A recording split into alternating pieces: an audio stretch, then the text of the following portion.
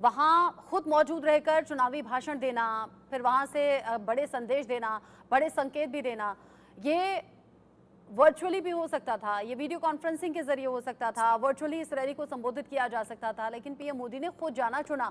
ऐसे ही लोकसभा इलेक्शंस के ठीक बाद में जब लगातार आतंकी गतिविधियां बढ़ रही थी, अंतर्राष्ट्रीय योग दिवस पर पीएम मोदी पहुंचे श्रीनगर में, डल झील के किनारे उन्होंने योग किया। ये भी एक बड़ा संदेश था। हम यहाँ बड़े संदेश तो दे रहे हैं, सीधे सीधे दुश्मन देश को हम कड़ा मैसेज भी देते हैं, लेकिन चूक कहाँ जाते हैं? और जिस बात का जिक्र अभी ब्रिगेडियर जामवाल कर रहे थे, क्या ऐसे किसी बड़े एक्शन की जरूरत अब आ गई है? मुझे नहीं लगता इस समय कोई बड़े एक्शन की आवश्यकता है। तो कोई बड़ा एक्शन करना है तो इलेक्शन खत्म होने के बाद करना है। इस समय किसी प्रकार का कोई एक्शन नहीं करना, क्योंकि war between India and Pakistan would be a catastrophe for the subcontinent as well as a catastrophe for the rest of the world. दोनों न्यूक्लियर नेशंस हैं और इस माफी की उनकी आपस में कोई जंग की एब्सोल्युटली क्वेश्चन डजंट अराइज। दूसरा, हिंदुस्तान के बहुत ऑप्शंस हैं। पाकिस्तान काफ़ी से ज़्यादा इकोनॉमिकली अनस्टेबल है, पॉलिटिकली अनस्टेबल है, सिक्योरिटी वाइज आए दिन उनके ऊपर तरीके तालिबान पाकिस्तान की तरफ से सिक्योरिटी फोर्स के ऊपर हमले हो रहे हैं। बलूचिस्तान है आपके नाम, पीओके है आपके नाम, पख्तूनख्वा है आपके नाम, सिंध है आपके नाम। हमारे पास पॉलिटिकल ऑप्शंस हैं, इकोनॉमिक ऑप्शंस हैं, डिप्लोमेटिक ऑप्शंस हैं और कुछ हद तक मिलिट्री ऑप्शंस भी हैं। विदाउट डायरेक्ट इन्वॉल्वमेंट हम उनको हर प्रकार की पैसा दे सकते हैं, जिससे इंटरनेशनल आम बाजार में से हर प्रकार के हथियार अवेलेबल हैं जो खरीदे जा सकते हैं।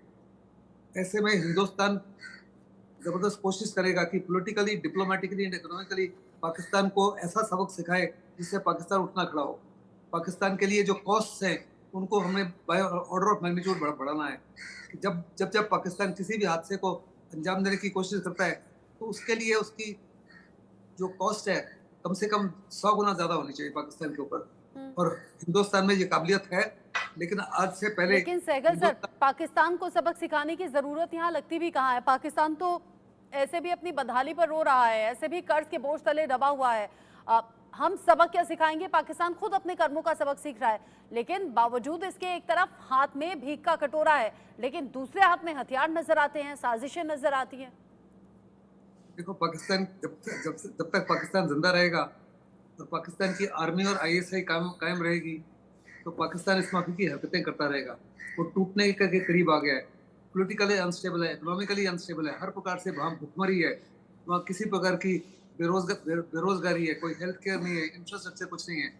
अपने लोग जो बहुत सारे परेशान हैं और जो सबसे लोकप्रिय लीडर है उसको जेल में डाला हुआ है।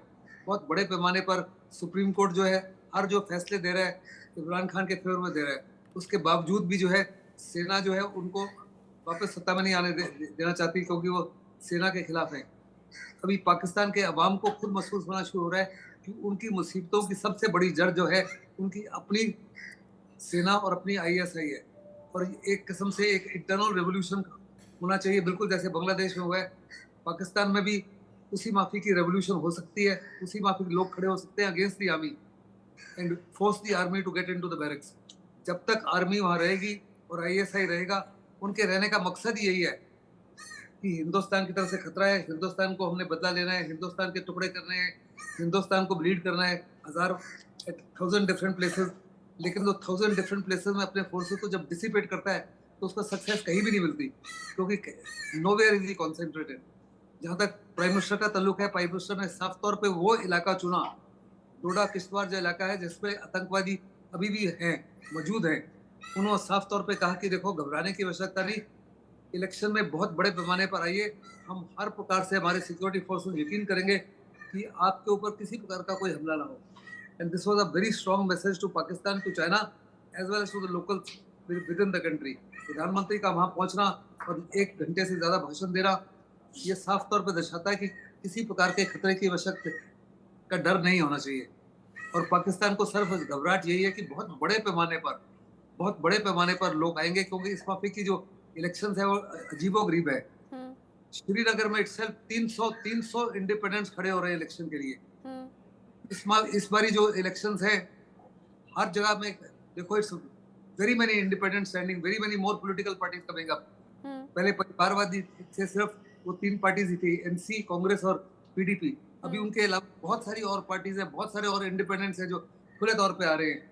वो चाहते हैं कि कश्मीर में जो बदलाव हुआ है उसको कंटिन्यू करें, और पाकिस्तान को लगता है कि वो उनके हित में नहीं है, ना ही परिवारवाद को लगता है कि उनके हित में है। तो वो बड़ी कोशिश करेंगे कि हर प्रकार से कुछ ना कुछ दखल-अंदाज़ी की जाए। इलेक्शंस के समय फॉरेन मीडिया का ज़बरदस्त अटेंशन है कश्मीर के ऊपर।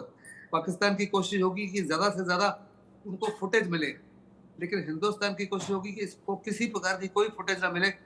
सिर्फ फुटेज ये हो कि दर्शाए कि लोग कितने उत्साहित हैं, कितने बड़े पैमाने पर आके वोट वोट कर रहे हैं। और उस माफी की वोटिंग की परसेंटेज मुझे लगता है कि आज तक कभी कश्मीर में देखी नहीं होगी।